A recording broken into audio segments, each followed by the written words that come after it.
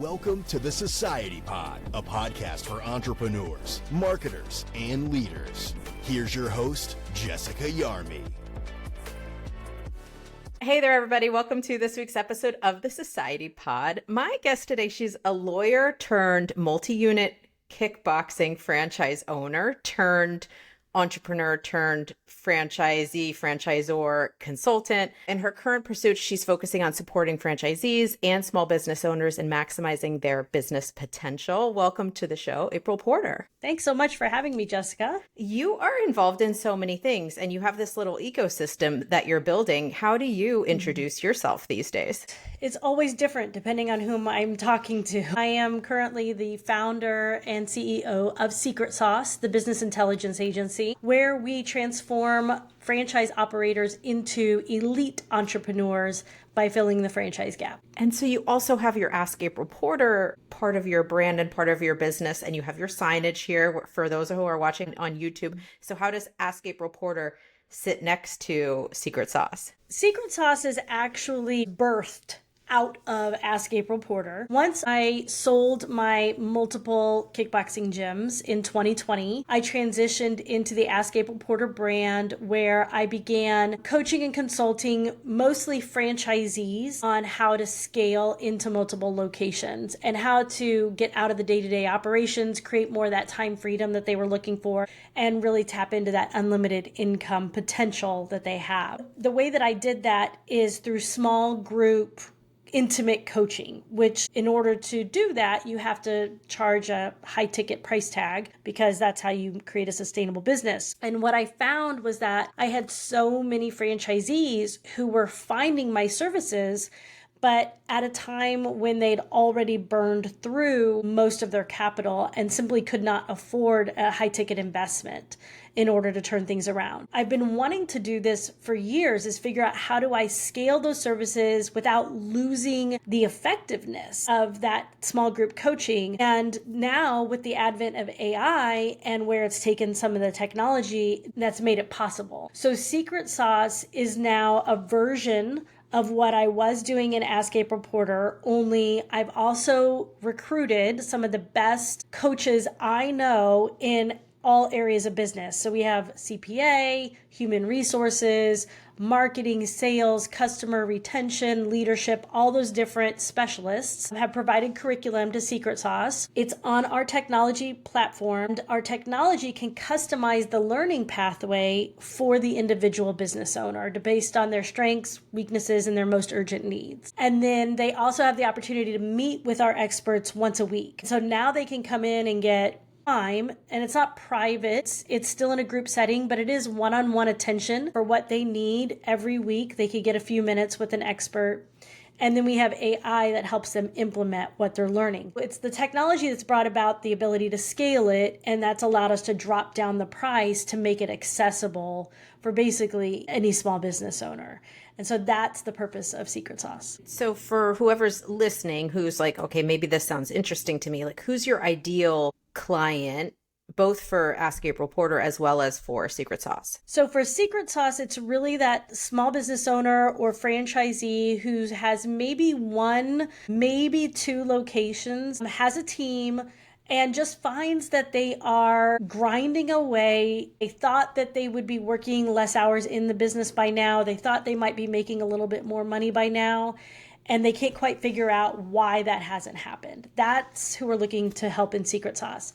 Inside Ask April Porter, really I'm working with franchisees that have more units or they're bigger operations, meaning they have large teams. For instance, I have a crumble cookie client, they have 70 employees at every location. It's a much bigger operation. So that's who I'm working with there. But in addition, I'm working with franchisors more now on the Ask April Porter side, really helping them understand internally in the franchisee training and support that they're offering where the gaps are that are causing a disconnect, that are maybe adding to franchisees being incapable of either comprehending, retaining, or implementing what the franchisor is providing. And so I'm helping franchisors in that respect too, as well as speaking engagements and those types of things. So we obviously overlap like significantly in the franchising world. And so I want to really dig in and pick your brain and share a lot of the knowledge that you have in the franchising space. So with these younger franchise brands that you work with,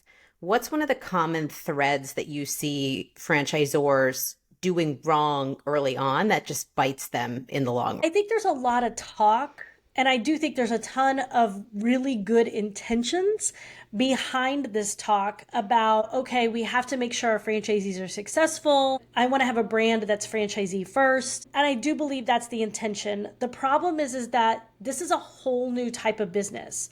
So somebody who was operating, let's just say a gym, had a fantastic gym system and decided to franchise it. They're really great at connecting with customers and training in fitness and maybe nutrition and getting results there. But teaching people business acumen is a completely different ballgame. When I do speaking engagements, I always ask franchisors at those types of events, who is your customer? And in that scenario, almost every time they'll say, we want stay-at-home moms who are looking to get fit and da-da-da-da. And I'm like, no. That's your franchisee's customer. Who is your customer? And then we have to talk about the fact that their franchisee is their customer. Then the next question I have is, what are you selling? And then it goes to, we're selling business ownership and we're selling, franchise units. Again, no, you're not.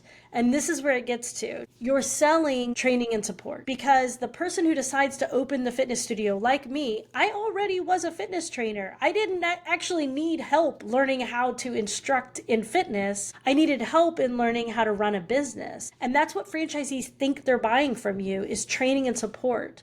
So if you haven't actually invested in product development, meaning if you haven't learned the psychology of teaching adults a new skill and letting go and breaking old habits and patterns, then your training and support is going to be inadequate. There's just no way around it, because teaching adults means we have to break old habits and old thought patterns. When you're teaching kids, you're forming the habits and thought patterns so you can teach in a completely different way. That's the big missing piece that I see is kind of the catalyst for future problems in a system. We overlap in not just fitness franchising, but we overlap in kickboxing fitness franchising. I think you've probably seen as well in the fitness space specifically, but I think it probably exists across franchising, is passionate founder creates a concept with that end consumer in mind, and their expertise kind of goes to the end consumer. And then they almost trip into franchising because they want to grow and they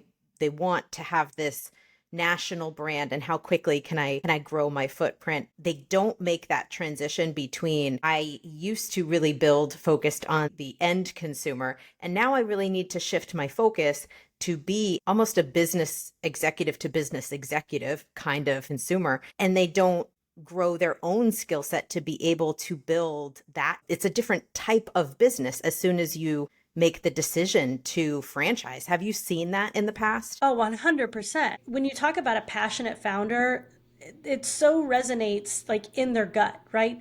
Because what they imagine is they imagine making a bigger impact nationwide on people's fitness and health. That's the impact that they're trying to make.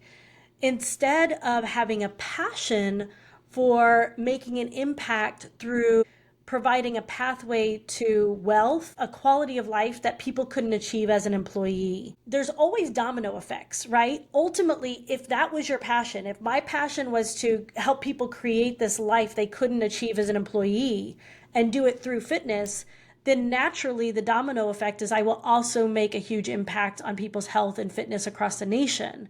But if you can't make that internal shift in your current emotions and your intelligence, the whole system will fall apart. Passion is something that you can't always just turn on a light switch and have. You can't just decide, okay, I guess I'll start being passionate about building business owners.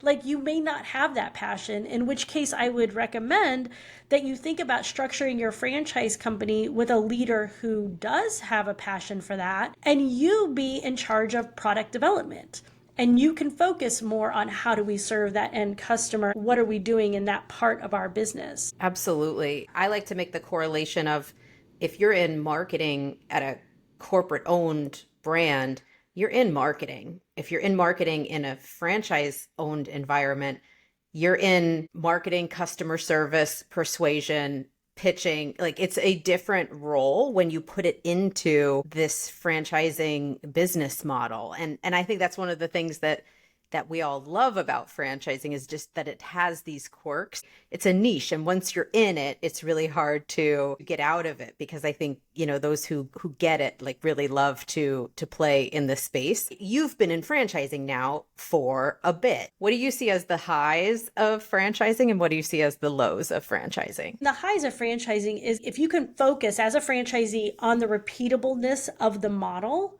then you really can ramp up quickly. Like we opened 4 locations in less than 3 years, which is a pretty fast development schedule, particularly for what was an emerging brand at the time we got into it. That can really be a nice pathway to achieving a level of income that you wouldn't be able to otherwise achieve, and also to making that larger impact that you wouldn't be able to make without franchising. That's the high. But the low, I see franchisors who, for many different reasons, start to make decisions that create corporate revenue on their franchisees instead of through their franchisee success. It doesn't necessarily have to be done with bad intentions. It could even be done because the corporate office needs to make money too in order to sustain the whole brand. And if it's not making money fast enough, you're looking for ways to increase that. And the franchisees can be an easy way by having them purchase something else where there's a percentage going to the corporate office or whatnot. But that's a slippery slope. And it can fall into taking advantage of the very people who have invested in your dream and believed in you enough to put it all on the line to join you. I really love how succinctly you said that. And I do think that is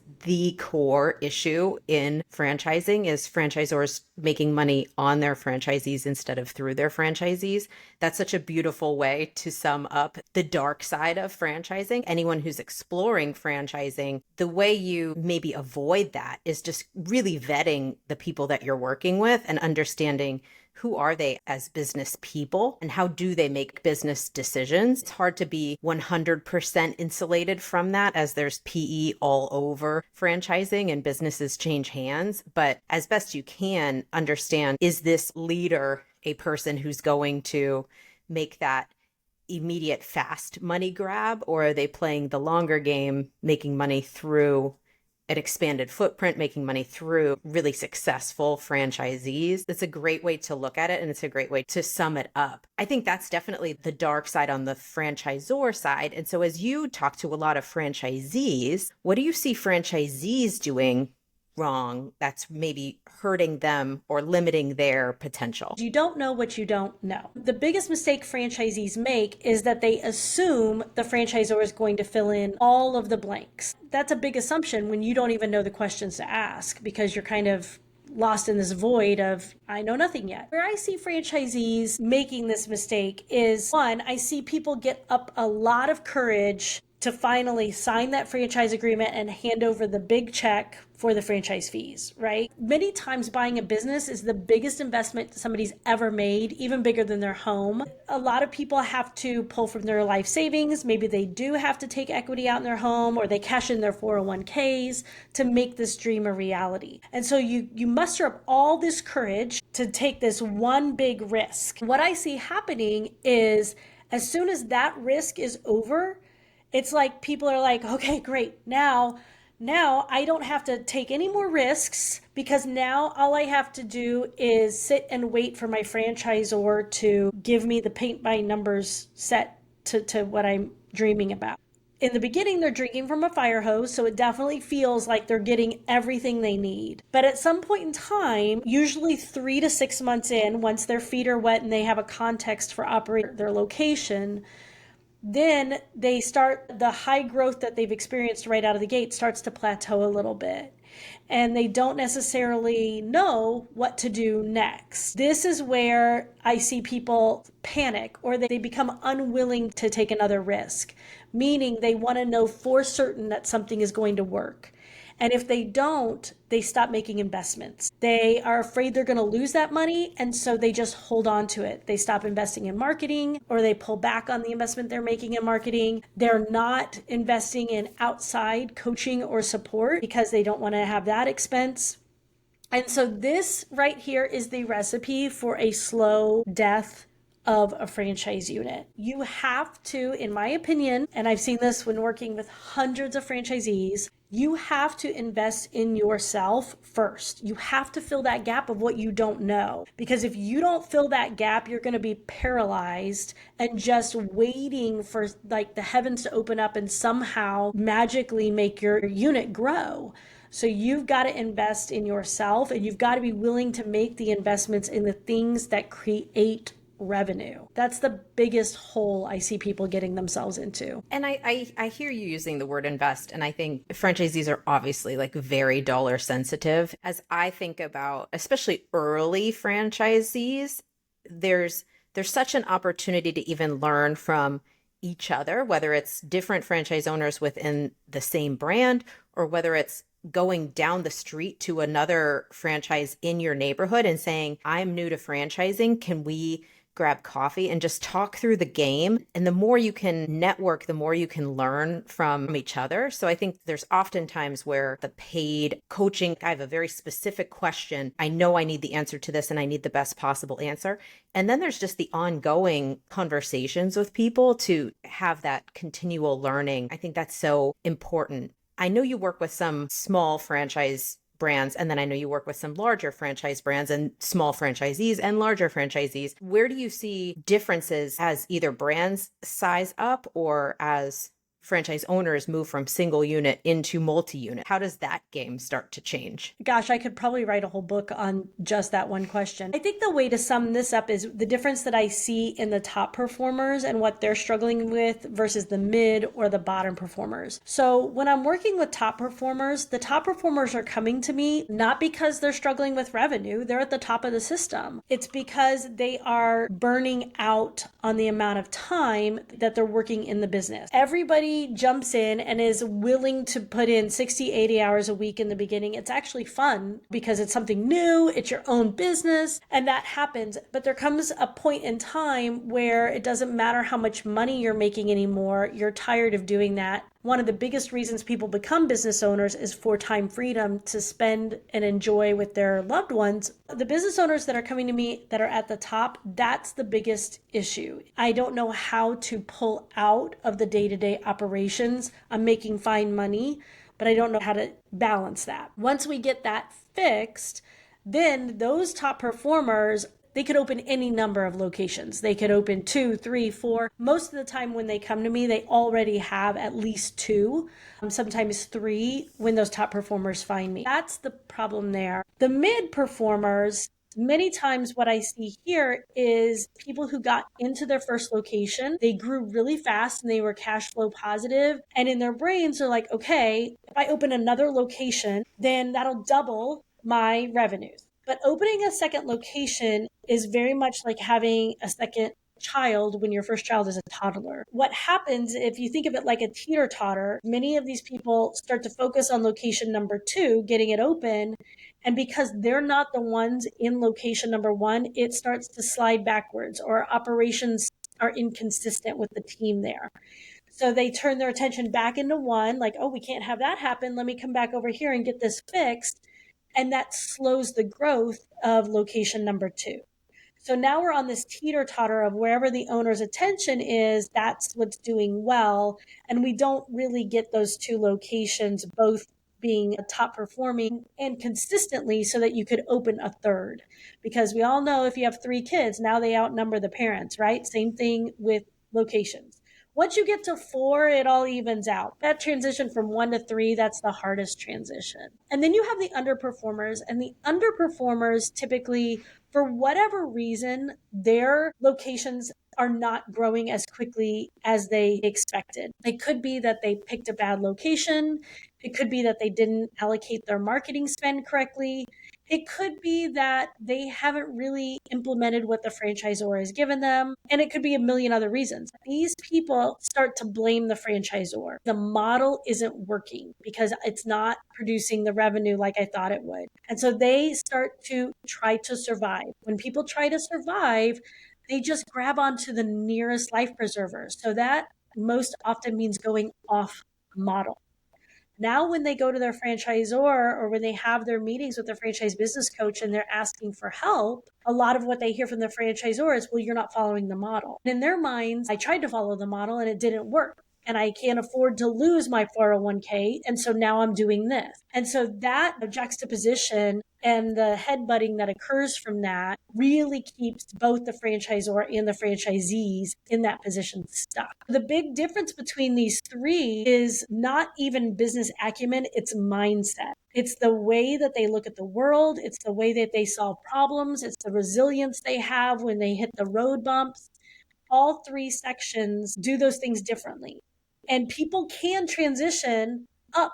Underperformers can be mid-performers can go to top performers to multi-unit owners. But the key is that business intelligence, really learning how to think differently, having a higher level of emotional intelligence, trusting that something is going to work even if it's super uncomfortable or isn't working, the minute that you implement it. So that's the spectrum that I see in franchising. If you have a call with one of these underperforming franchisees and their mindset is negative, they're overly independent, they're negative on their brand, on their opportunity for growth, on their franchisor, it's in that downward spiral. Like, what's something that you say to them to try to flip their mindset into, like, let's build this in a positive way? Well, one of the things that I do, I have a free workshop that we hold pretty frequently. I call it the Franchise Growth Formula. One of the first things that we talk about in that workshop is the true role of the franchisor and the true role of the franchisee.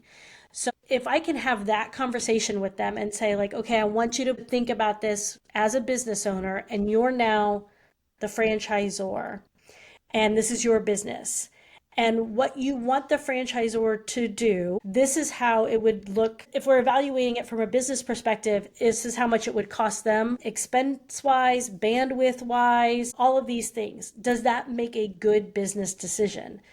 And then most of the time when we make it really quantifiable and we take out the emotion and they can just look at it in black and white, then it's easier for them to say, I see that, no, that doesn't make sense, that they should be providing A, B, and C. And so that it's like, okay, so that is actually up to you. You as the franchisee have a responsibility to bring skills to the table and apply them to the operational training that you receive from the franchisor in order to make the franchise work for you. And so that's what's missing. Now, here's what it's going to take for you to fill that gap.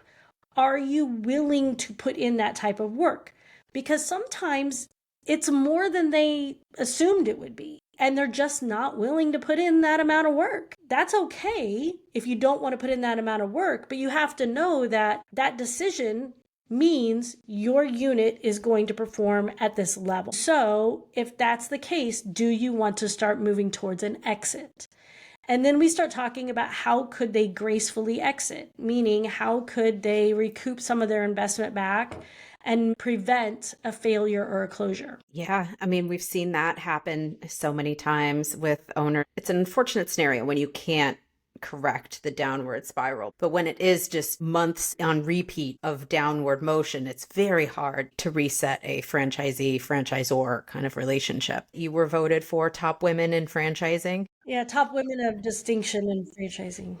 Top women in distinction in franchising. How do we get more women into franchising? Oh, that's a great question. It's only about 30% of franchising is women, which I think is so low. What is the answer? I think there are so many factors that are outside of franchising that contribute to that number. I think there's so much pressure on women to be everything to everyone in their lives, quite frankly. Women with careers are trying to excel at their career, but not at the expense of raising their children or taking care of their household or being a good friend and being a good steward to their communities. And I think we as women put a lot of that pressure on ourselves.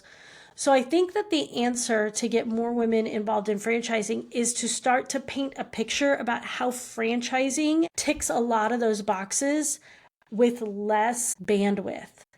Because when you are a franchisee, you are a steward to your community. You can be a friend to, yes, your friends, but you create so many more friends. Like, I have so many friends that were members of my gym. That's how we met. And then when you do it right and you learn how to scale, that's where you get that time freedom, where you're able to raise your family and have a nice work-life balance and also tap into a true level of success. But I don't think that that's how we're talking about franchising. I think the way that we talk about franchising is very much business oriented. It's like, oh, you can own your own business, and it's very career oriented, and it's not about the whole person. And that's one of the reasons our company is named SecretSOS, because we believe the secret sauce to franchising is the person, the whole person. And for that person to be the secret sauce to the model, you have to nurture not just their business acumen, but their mindset and their emotional intelligence and their spiritual intelligence and their physical fitness and the whole package. If we were having the conversation in that context, then it would feel more accessible to women. Well, I think also representation matters, and you do such a good job of showing up online and speaking those exact points that you're making right now, that it is about collaboration with your franchisor, with your other franchisees. Like, it is about team building. It is about lifestyle and community, so to everything that you're saying, I've seen you saying those things. And I think it's so important to keep on saying them, even if it does feel sometimes into a vacuum. I want to kind of transition to you as a business owner. Maybe some of the hesitation for women to get into franchising is that it does feel intimidating because it is centered around that business ownership kind of model. But here you are, you've been a business owner now for 15, 20 years. How did you get into entrepreneurship, and did you always see yourself as an entrepreneur? It's so funny. The answer is no, not early on. In fact, when I was in undergraduate, I was trying to figure out what my major would be. We had one of the best business schools in the country at the time here at Missouri State University. The thought of going into business, I was like, oh, that's so boring. There's no way I want to be involved. I don't want a business degree. Now I'm kicking myself. How much more could have I accelerated what I'm doing now? But at the time, no. However, I didn't really put two and two together. I always had an entrepreneurial spirit, and I was always doing things that were entrepreneurship. I just didn't look at it that way. When I was in college, I was on the athletic dance team, and we were nationally ranked. There was a period of time, the time that I was on it, that we did not have a coach. So we were 100% self-led, and I was the captain. I had to figure out how to raise enough money to get us to nationals. And so I started a calendar, but then I went to small businesses and got them to sponsor the calendar, and I sold advertising, and I did all of these like business and sales activities without thinking of them as business or sales activities, right? It was just to reach the goal. It was to reach the target that we needed. And then the same was true once I became an attorney.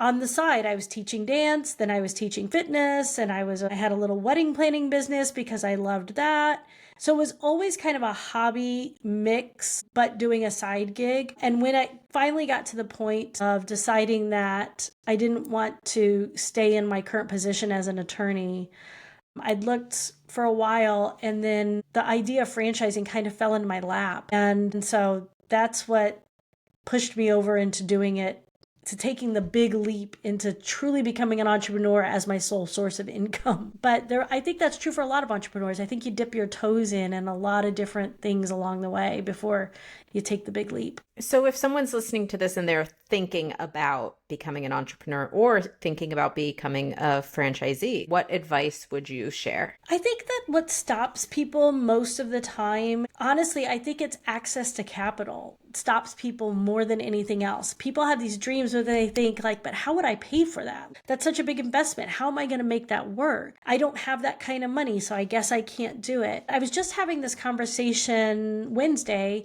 with some other franchise professionals, we host a free online live web series called Franchise Blind Spot. And we were talking about franchisee financing and how so many people are thinking about business ownership and financing their businesses from a personal finances perspective. If it costs, $250,000 to get into that franchise, then I don't have that much equity in my home, or the bank isn't going to loan me that because for whatever reason.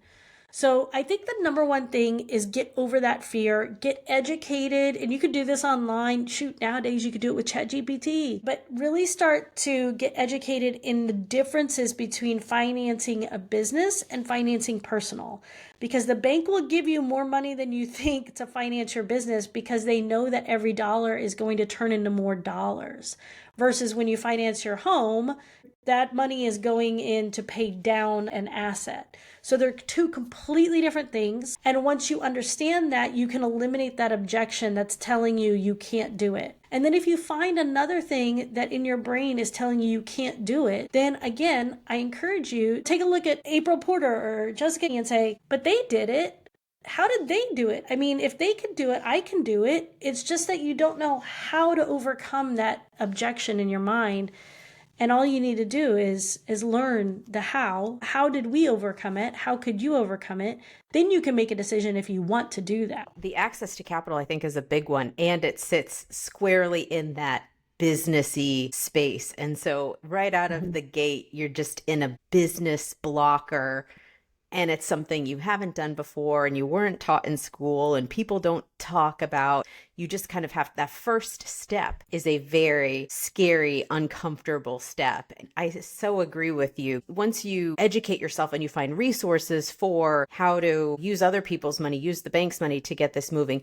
And even some franchisors have great education opportunities around different financing. And after you get past that scary step, you kind of realize like the first step of it is the most scary, especially to women who don't like naturally sit in that businessy finance. You feel like you're in an uncomfortable place. And I think there's definitely ways to evolve past that. Yeah. And we're taught that debt is bad, right? Personal debt is bad. And it's like, well, business debt serves a purpose that it's not bad. Business debt, it's kind of a self-paying. You take on business debt and knowing that your business is going to generate the money to pay that back. The great thing with franchising is that you actually know that in advance, because you can look at an item 19 in FDD and see how your business is going to produce. It's a big mindset switch. Until you know, fear is going to sit with uncertainty.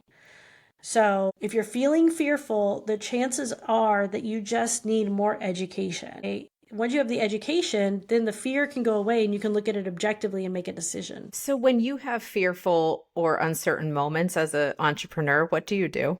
Well, one, I think you have to be very resilient to be a entrepreneur. But for me, my biggest tool in my toolbox to get over fear is my faith. I just remind myself that all things are possible, with God. I know that God has my back. Everything is working out for me, and that's the biggest tool I use, and that's how I get through fear. Do you have a personal board of directors or like a business coach that you go to for certain when you're hitting these obstacles? Yes. I've had a business coach since 2016 is when I got my first business coach. And what I've learned is that every stage of business that you go to, you're going to need to acquire new skills and strategies to get to the next level. And so I've had multiple coaches, and currently I have a mentor who is an 8-figure on his way to 9-figure mentor. And we meet a couple times a week, but it's not just about the mentor, it's about the community of people and surrounding yourself with the people who are at the next level that you want to be at. I get very frustrated if I'm in a room where I'm not being challenged and where I'm providing help to everyone in the room.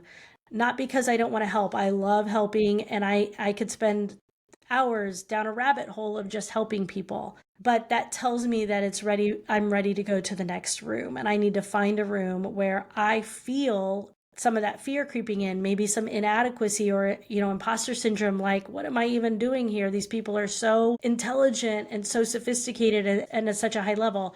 Well, then that's where I should be because I need to learn to be like them. It's definitely a game of like surrounding yourself with people who have done the things that you're trying to do. That's such a big unlock in any profession, really. Has there been a time where you've been on a low and you've had to orchestrate a comeback season? How did you pull that off? Yes, that's happened a couple of times. I mean, first of all, if that hasn't happened to you, then you're not really running a business. I'm just telling you right now. So for me, it always comes back to network. Building your network, building relationships. When you add value to people and you build those relationships and you build them strongly, then when you hit a low, you can go to your network and you can then re-engage your network. And that is going to help pull you out of it. I know there was a time when I was running the gyms where I hadn't been networking recently. And I don't know why. I just stopped going to networking groups. Either I got busy or I got lazy. I don't know. But I hadn't been going in a while. And we started to see a slump. And I knew we had to rebuild some of our pipelines. And so I went right back to those networking groups. I was consistent. I showed up. That meant not just being present in the room, but actually showing up, helping people, doing the networking, building the relationships again. Within 3 to 6 months, bam, we were right back where we should be. But it always comes down to network, in my opinion. It's the foundation of marketing is start with building your community network, local marketing, I should say.